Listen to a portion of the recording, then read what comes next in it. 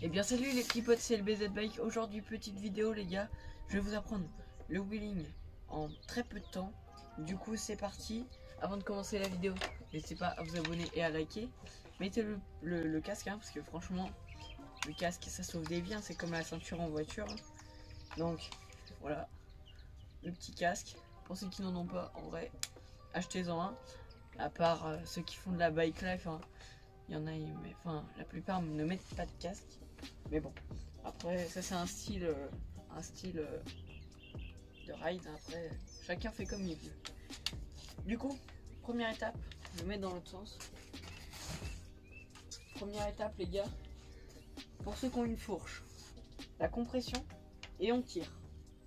Ça c'est la première étape. Et en même temps, on met le coup de pédale.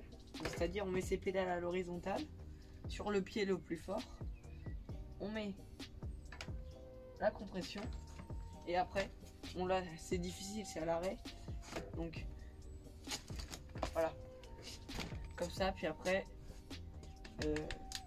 vous êtes lancé. Donc ça c'est la première étape. Je vais vous faire une petite démonstration.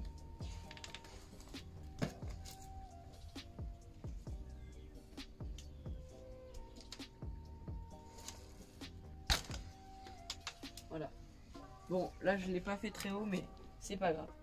Du coup, une fois que vous avez levé la roue, faut continuer à rouler. Donc, vous pédalez, normal. Et quand, du coup, vous avez besoin aussi d'un bon frein. Hop, donc là, je suis en wheeling. Par exemple, je suis comme ça. Si je balle en arrière, le coup de frein. Et en fait, ça doit être un réflexe. Quand vous sentez que vous partez en arrière, c'est le point d'équilibre. Dès que vous le dépassez, vous appuyez sur le frein. Ça va vous faire redescendre. Et après, si vous pouvez, vous repédaler. Comme ça, ça vous fait repartir. Et du coup, voilà. Donc, je vais vous montrer aussi le coup de frein. Donc,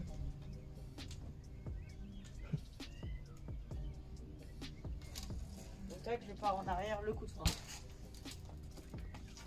Donc, voilà. Le coup de frein, ça doit être un réflexe. Vraiment, ça doit être un réflexe. Du coup, ensuite, après, vous continuez. Vous améliorez tous les jours, les gars.